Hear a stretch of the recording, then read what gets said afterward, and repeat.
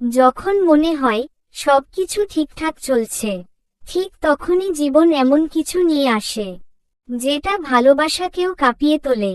ইসরাতের সাফল্য, নতুন আলো। পরীক্ষার রেজাল্ট এসেছে, কলেজের টপ 3-তে আমার নাম। আমি অবাক, বিশ্বাস করতে পারছি না। যেই মানুষগুলো বলেছিল বিয়ের পর মেয়েদের স্বপ্ন মানায় না, আজ তারাই বলছে ইশরাত আমাদের গর্ব। বাড়ি ফিরে আসতেই সবাই অভিনন্দন জানাতে লাগলো। দাদু কেঁদে ফেললেন। আমার ছোট্ট রাত এখন সত্যিই আলো হয়ে উঠেছে। আমি রিফাতের চোখে তাকালাম। সে কিছু না বলে শুধু আমার কপালে চুমু দিল। এই তো, আমি জানতাম তুই পারবি। চাচিও আজ মুখে কিছু বলেননি, শুধু চুপচাপ পাশ কাটিয়ে গেলেন। হয়তো তিনিও আজ বুঝতে শুরু করেছেন সংসার আর স্বপ্ন একসাথে চলতে পারে। একটা ফোন কল, এক অজানা খবর। বিকেলে হঠাৎ একটা অচেনা নম্বর থেকে ফোন এলো। আমি কল রিসিভ করতেই এক পুরুষ কণ্ঠ। ইশরাত জাহান, আপনি রিফাত মল্লিকের স্ত্রী? আমি একটু চমকে গিয়ে বললাম, জি, বলুন।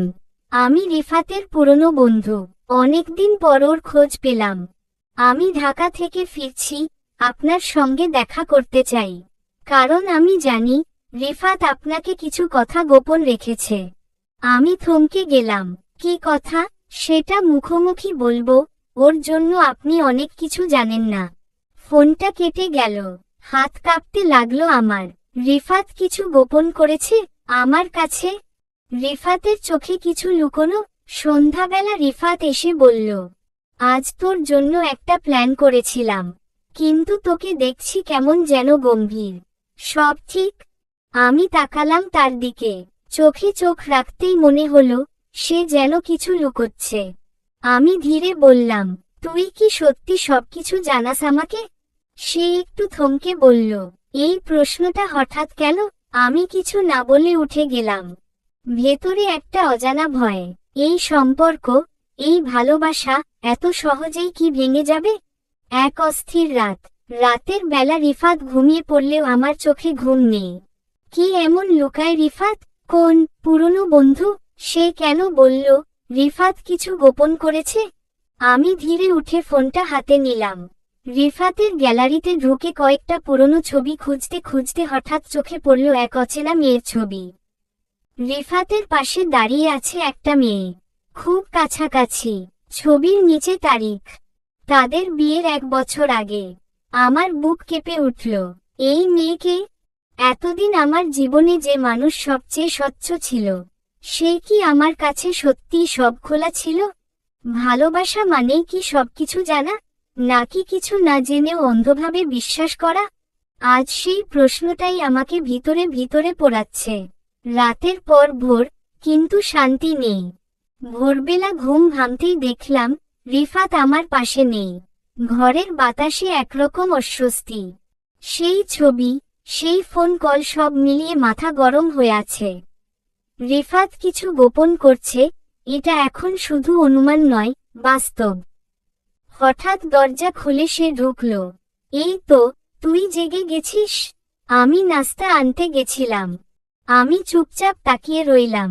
সে এগিয়ে এসে বলল, আজ সারপ্রাইজ আছে, তোর পছন্দের সব খাবার তৈরি করেছি, চল নিচে।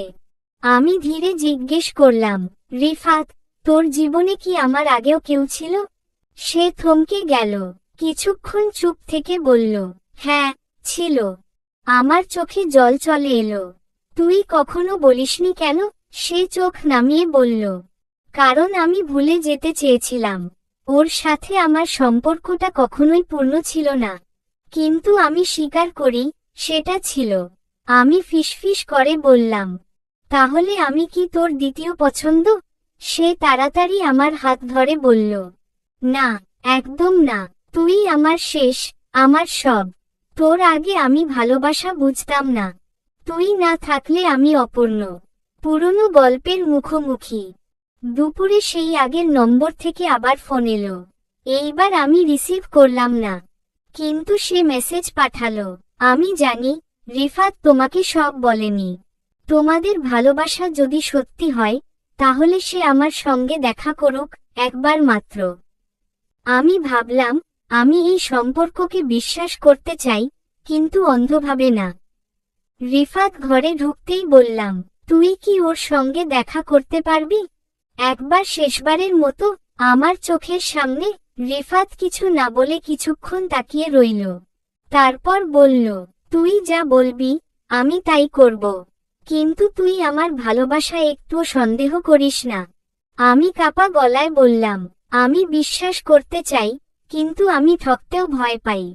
ভালোবাসার পরীক্ষা। সন্ধ্যায় আমরা গেলাম একটা ক্যাফেতে। সেখানে অপেক্ষা করছিল সেই মেয়ে। সাদামাটা পোশাক, কিন্তু চোখে একরাশ অভিমান। সে রিফাতকে দেখে বলল, তুই এতটা সহজে ভুলে যেতে পারলি? যে সম্পর্ক তুই শুরু করেছিলি, শেষও তুই করলি। রিফাত শান্ত গলায় বলল, আমি সত্যিই চেষ্টা করেছিলাম, কিন্তু তোকে নিয়ে আমার কোনো ভবিষ্যৎ ভাবতে পারিনি। তুই আমার জীবন ছুঁয়ে গিয়েছিলি ঠিকই, কিন্তু ইশরাত আমার জীবন হয়ে গেছে। মেয়েটা আমার দিকে তাকিয়ে বলল, তুমি ভাগ্যবান, সে তোমাকে পেয়েছে। শুধু চাই, তুমি তাকে বোঝো। কারণ প্রেম পেলে মানুষ বদলাতে পারে। আমি হালকা মাথা নেড়ে বললাম, আমি তাকে ভালোবাসি। আমি চেষ্টা করব, আমাদের গল্প অসম্পূর্ণ হবে না। একটা গভীর রাত, একটুখানি ভালোবাসা। সেই রাতে রিফাত আমাকে জড়িয়ে ধরল।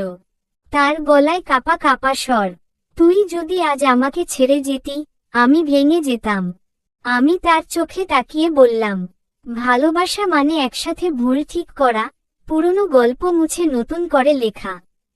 তুই যদি সত্যি থাকিস, আমি কখনো দূরে যাব না। সে আমার কপালে চুমু দিল। তুই আমার, একদম আমার, চিরদিনের জন্য। আমরা নিঃশব্দে একে অপরকে জড়িয়ে ধরলাম। আজ রাতে একটা ভাঙ্গনের গল্প শেষ হলো। আর নতুন করে ভালোবাসা জন্ম নিল। ভালোবাসা যখন সত্যি হয়, তখন তার পাশে দাঁড়াতে হয় যুদ্ধ করেই। আর আমাদের যুদ্ধ যেন থামছেই না। একসাথে, কিন্তু একা হয়ে পড়া। রিফাত ও আমি আগের চেয়ে অনেক কাছাকাছি। পুরনো ভুল মুছে নতুন বিশ্বাস গড়ে তুলেছি আমরা। কিন্তু আশপাশের লোকেরা, তারা কি বদলেছে? না, বরং তারা এখন নীরব হিংস্রতা নিয়ে আমাদের প্রতি তাকিয়ে আছে।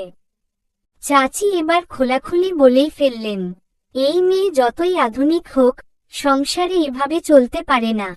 একদিন না একদিন রিফাত বুঝবে, ভুল করেছে। আমি শুনে চুপ করে রইলাম। চোখে কিছুটা জ্বালা অনুভব করলাম, কিন্তু মুখে কিছু বললাম না। রিফাত সব শুনে এসে বলল, তুই জবাব দিস না। আমার বিশ্বাস, তোর সাফল্যই সবার মুখ বন্ধ করে দেবে। আমি মুচকি হেসে বললাম, তবে একটা কথা বলি? বল। তুই যদি কোনোদিন আমায় হারিয়ে ফেলিস, আমি কিন্তু তোর জীবনে ঝড় হয়ে ফিরে আসব।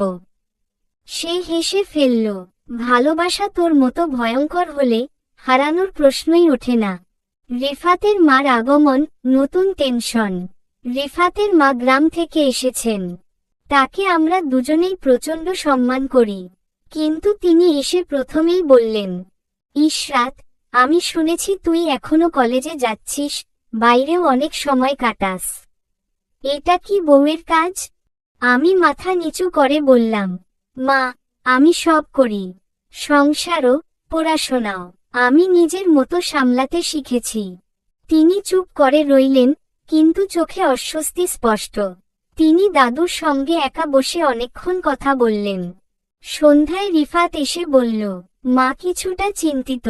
সে চায় তুই 1 বছরের জন্য পড়াশোনা বন্ধ করে সংসারটা পুরো সময় দিও। আমি থমকে গেলাম। তুই কি চাস আমি বন্ধ করি? সে কিছুক্ষণ চুপ করে রইল। আমি চাই না তুই থামিস, কিন্তু আমি মাকে কষ্ট দিতেও চাই না। আমি বললাম, তাহলে একটা উপায় আছে। কি উপায়? আমি প্রমাণ করে দেব, আমি সংসারও পারি, পড়াশোনাও পারি, একটাও বাদ দেব না। তোর মা যদি 1 মাস আমাকে দেখে, তার ধারণা বদলাবেই। রিফাত আমার দিকে তাকিয়ে বলল, তুই এমন এক ভয়ঙ্কর শান্ত আগুন, জানিস, যেটা কাউকে পোড়ায় না, শুধু বদলে দেয়। রোমান্টিক সন্ধ্যা, সাহসের প্রতিজ্ঞা। রাতে ছাদে হালকা বাতাস, আকাশে চাঁদ। আমি আর রিফাত জন একসাথে চুপচাপ দাঁড়িয়ে আছি।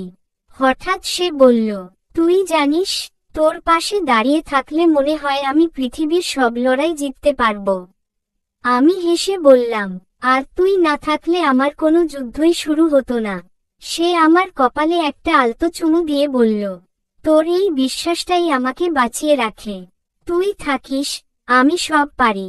আমি ধীরে বললাম, তুই পাশে থাকিস, আমি প্রমাণ করে দেব, সংসার আর স্বপ্ন একসাথেই সম্ভব।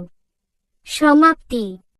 রিফাতের সৎ মাকে নিয়ে নির্লজ্জ জামাই সিজন 2 আসবে।